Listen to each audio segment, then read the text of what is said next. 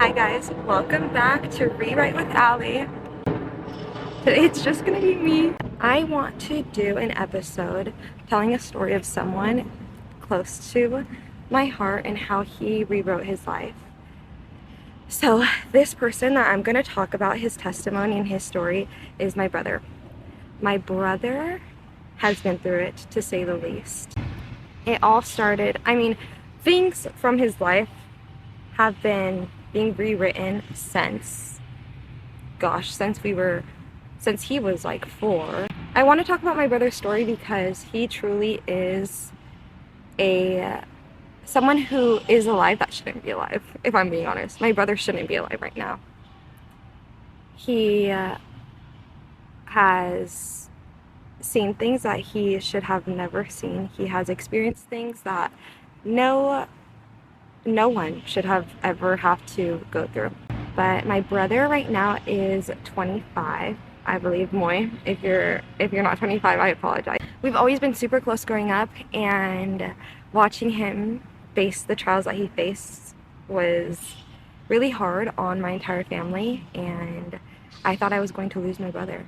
I would mentally prepare myself to get a phone call that my brother is dead on the side of the road, if that gives you an idea of what was going on. But okay, let's start from high school. My brother was in juvenile detention for about less than a year, and then he transferred to a group home to finish high school. And while he was in this group home, he was a football player for a high school that was like 30 minutes away from us, from where me and my family had been living at the time. Okay, so we're here living all together as a family. My brother's in this group home that's like 30 minutes away, all right? And he's going to this other high school, different high school than me, obviously. So he meets this girl at his new high school. They have a great relationship from what I know.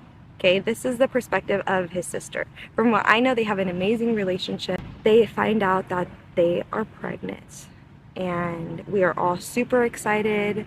We can't wait. My mom was excited. He was excited. She was excited. It was scary because they were seniors in high school, but everyone was excited. Things happen. You know, babies are always a blessing. Come to find out, we got the news that she miscarried, and their relationship kind of crumbled after that. I think they both didn't really know how to cope with it, and they ended up going their separate ways. I can't remember if they broke up while he was in football or not, but while he was in football, he hurt his wrist, and he still played on his wrist, all this stuff. So I know football has a part of it. This relationship, like what happened in it, has a part of where he ends up going. But anyways, so he's facing these trials in high school as a senior, and then he starts hanging out with this group of people once he graduated, and one of these girls ended up being his girlfriend. We'll call her Sally. So Sally and Moy, my brother's name is Moises. Sally and Moy start hanging out, and we start noticing that he's acting up. He's being super aggressive. He's lying pathologically. Things start going missing around the house, and we start smelling this smell that it smells like burnt metal. It smells like burnt popcorn, okay? This disgusting smell that now if I smell it, I immediately know what it is, and my body will have a physical reaction to it because I get so triggered by it. But the smell ended up being fentanyl. And so him and his ex were dabbling in fentanyl, which is super dangerous. You need a pinpoint amount to overdose on this if you're not careful. You can overdose by inhaling it. You can overdose by it seeping into your skin. Anyways, we find out that he's on fentanyl, and my mom's going through this battle of what do I do with him. She has 5 kids, okay, in one house. Sally was moved in. We have my mom, we have the 5 kids, and Sally. and Sally and him are in and out of the house. My clothes goes missing. My things are being sold. I mean, things all around the house are going missing. I can't even remember. There was like, oh, my mom's jewelry went missing, my brother's Xbox. Like, anything that had some sort of value in that house went missing. My Cricut went missing. This is a crazy side tangent, but one time my brother was helping me look in my car for my debit card. I was giving him a ride to work, kind of. I was taking him to someone's house who was going to give him a ride to work, so I was helping with that, you know. Anyways, and I can't find my debit card. We're in the car. No, I drop him off. I'm leaving towards another city, and then I realize that my debit card isn't where it was before. And so I call him up. I'm like, hey, did you see my debit card when you were in my car? He's like, no, but you can come back and look for it. In my head, obviously, what do I think? My brother my brother stole my debit card. So sure enough, I go back. I make him help me look for my debit card. And we're there looking through the seats, you know, going through my purse. I'm trying to think where it could be. So then I end up leaving. You know what? This freaker person, I really wanted to say Fucker, had my debit card the whole flipping time. And he helped me look for it. And that's what drugs do to you. You become someone who you're not. When he was on drugs, he wasn't my brother. I had no idea who he was. Off and on drugs was a totally, completely different person. When he was on drugs, we didn't have a relationship. When he was off drugs, that was my brother, you know? Can't even tell you how many times he relapsed. He went to rehab like two times, I think. Eventually, he ended up getting locked up for theft. And I remember there was like this whole article really pissed me off that the cops had written. And I don't think that people understand the effect that it has on the family. Okay, you read these articles that the police department can write as like a comical thing for entertainment, talking about a crime that happened. But imagine the mother reading that article. I know my brother shouldn't have done what he did. He shouldn't have stole money and stole the things that he stole. But like, where's the empathy? And I can say this, I'm biased, but I guess you don't understand until you're in that position, you know, or in that situation. Anyways, I just remember going through those comments on Facebook and being like, what the freak is my life? What is my brother doing?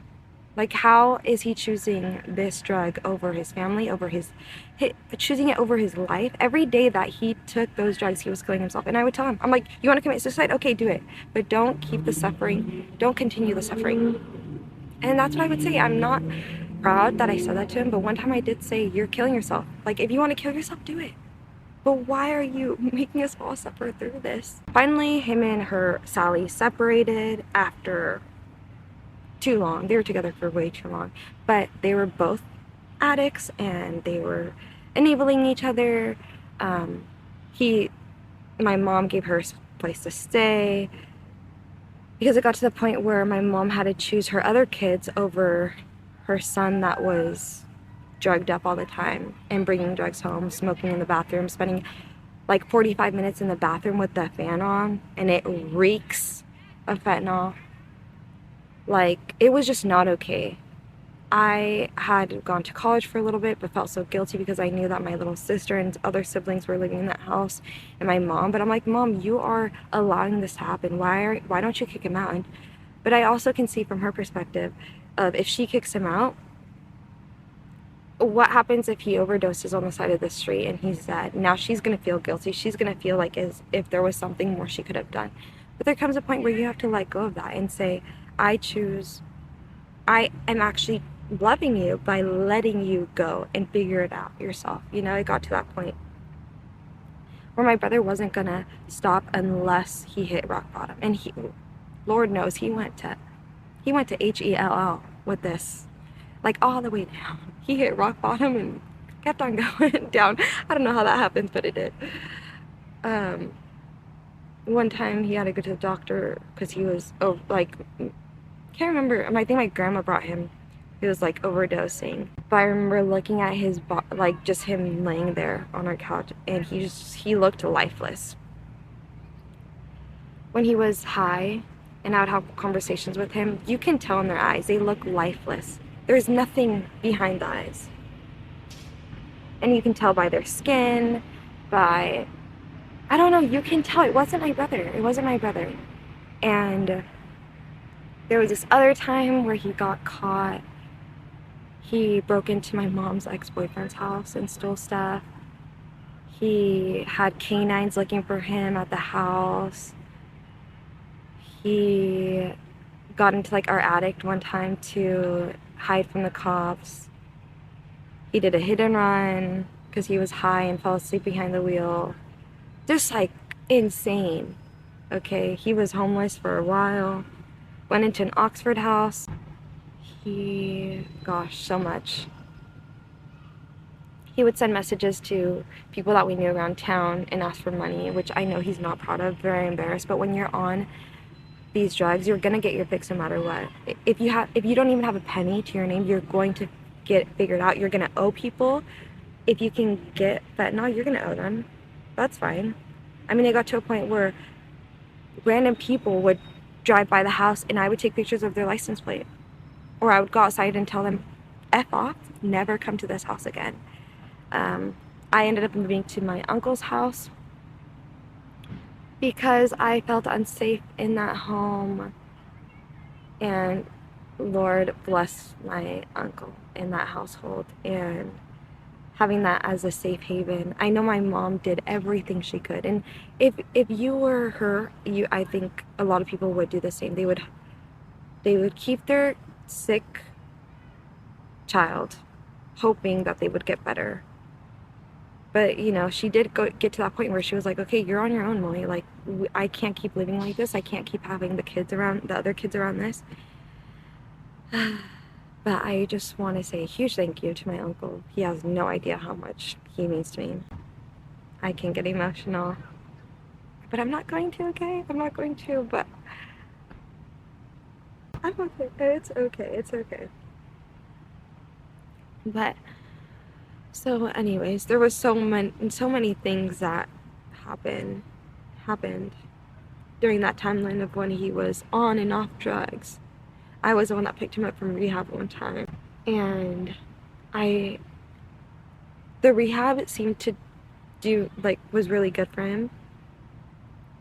But I don't think the addicts get the right resources for when they get out of rehab. It's an average of about 7 times of relapsing for an addict, which is insane. It should not take 7 times for you to nearly probably lose your life in overdose because your tolerance isn't the same after rehab. I was so scared that after rehab, if my brother relapsed, he would try to do the same amount of fentanyl as he did before and overdose. Like, it was at that point where me, my mom, all of us were ready. We thought we were gonna lose my brother. Finally, he got into an Oxford house after being locked up, I believe. Yeah, because when he was locked up, I remember I was reaching out to my pastor, one of the pastors at my church who owned Oxford houses or helped run them, and I tried to get him into one of those. He ended up getting into a different one. I had invited him to church, and I was like, I can pick you up from the Oxford house. No, can you pick me up from this house? Sent me an address. I freaked out. Whose address is this? It was a girl, and I'm like, great. He is gonna go downhill again. He's messing around with this girl. I was so pissed off, and come to find out, he was about to move in with her. I was trying to get my mom to tell him stuff, trying to get everyone around to tell him stuff. If you relapse again, I was just so tired at that point. I have given him everything that I could, provided him with as much resources as I could. And hold on, I want to backtrack a little bit. When he first got on fentanyl, One pill was $20. He would always ask for $20, say, oh, I need for gas, oh, I need for food. Okay, let me go take you to get food. No, can you just give me the $20? No. But because one pill cost $20, and then towards like the end of his fentanyl addiction, he still, when you're an addict, you're never not an addict. So towards the end of when he was struggling, you could buy a prescription bottle for about $5 of pills. That goes to show how much fentanyl is being mass produced, and they're adding all this weird, they're lacing it with so many different things. It's insane, and it's so sad how many people are hooked on it. And the epidemic is, it's horrible. I carry Narcan. I'm gonna add a link to where you can order Narcan if you're in Washington State for free. In any state, if you can get a hold of Narcan, keep it in your bag or in your car, like, please do it. It's not worth losing a life. By carrying that Narcan, you might see someone on the side of the road and you might save their life by carrying that Narcan. He meets this girl, he's staying with this girl, living with this girl, and gets kicked out of the Oxford house. They have curfew, you have chores you have to do, and he wasn't meeting those criteria because he was with this girl. Well, it ends up working out with this girl. She has a son. And when I hear that, I'm like, what the? You know, as a sister to someone that has been through, putting us all through the ringer. What are you doing, dude? You're not in any state to take care of a child, to be with a woman. But thank the good Lord that it ended up working out. And he got healthy. He hasn't touched fentanyl since. He is making all of his wrongs right. He's been doing that. He's now engaged to this lady who's helped keep him clean and helped support him through his journey. And I'm so grateful for her for that. I think my whole family is very grateful for that she stuck by his side through everything, because I can't even imagine. I can't imagine. I wouldn't do it. If I had a partner, I think it would be so hard for me. I'm not happy that I'm saying this, but it's true. I'm just being honest. So they've been together for a while now. I mean, long enough to be engaged, and they're about to get married this or next month. He has a kid, which I'm so happy for him. He adopted her son because for the longest time, he was so fearful that he wasn't going to be able to have kids because fentanyl affects your fertility. And so, yeah, I'm just so proud of him. Like, it's so rare for someone who has struggled with fentanyl to fully recover. Hold on, I'm gonna look up. What are the statistics of someone who recovers from a fentanyl addiction? Some addiction specialists estimate that approximately 50% of individuals with fentanyl addiction who engage in professional treatment and long-term support achieve sustained recovery. 80% of people relapse within the first month after detox alone. Fentanyl statistics in the US. Fentanyl is a potent synthetic opioid. I didn't even say what it was, but that's what it is. It's so prevalent, it's hard to find someone who doesn't. Like, who doesn't know what fentanyl is? But anyways. Illicit fentanyl, which can be lethal even in small doses, is commonly added to other drugs such as heroin, cocaine, and methamphetamine because of its potency and cheaper cost, making these fentanyl-laced substances extremely dangerous to the individual who takes them, potentially unknowingly. It's so dangerous. Even weed is getting laced. More than 150 individuals die every day from overdoses related to synthetic opioids like fentanyl. 150 individuals. This is the US thing. In 2022, the US Drug Enforcement Administration seized more than 57.9 million fentanyl-laced pills. 57.9 million laced pills. More than 13,400 pounds of fentanyl powder. 539,000 individuals aged 12 or older misused prescription fentanyl in 2021. Misused. misused. Nearly 21% of fentanyl-related ER visits accounted for 122,884 of drug-related emergencies. Since 2017, fentanyl trafficking offenses have increased 950%. Okay, that's insane. Beyond grateful that my brother was able to overcome that, because we genuinely thought that we were going to lose him. And I'm just so proud of him and so happy for their family. He's getting married, we're gonna party. Anyone in the world can find something to be depressed about, to use their traumas as a way to become a victim. But it's like, no, you turn your mess into your message and your pain into your purpose. And he was able to come out of that. And I'm very proud of him. I'm a very proud sister. And it's also really hard when you live in a small town, because now everyone perceives you a certain way. Or he would drive my car when I lived in Seattle, and the cops knew that car, obviously, because he was always getting into some kind of trouble. And then when I took over the car again, when I came back, the cops see the car and they're like, oh, let me just follow you for a while. I'll pull you over because we think you're your brother. It's not fun. When you live in a small town, everyone gets this opinion of you, and, you know, I don't know. I'm just so proud of him. People had so much to say, and he was able to, it's not easy to brush it off. It obviously bothered him during the time, but now he's overcome all of that and has definitely turned his life upside down and rewrote his story and flipped the script. I'm just so proud of him. And despite everything that happened, or everything that he did towards us, and I've said some freaking ruthless things towards him when he was high. Ugh. I just got a bill, my car bill. And we are back. Sorry, I got a phone call. I remember when I would be in my room just praying, crying, and asking God to heal my brother and to go in there and heal traumas. Remind him that he only needs you. He needs to be reminded that you choose, that God chooses him, and that's all that matters, and he can find strength through Christ. I remember being I can recall those nights where I was on my knees crying in the shower, crying. No one wants to lose their sibling. And if you've experienced a loved one who's gone through addiction, it's one of the worst things in the world.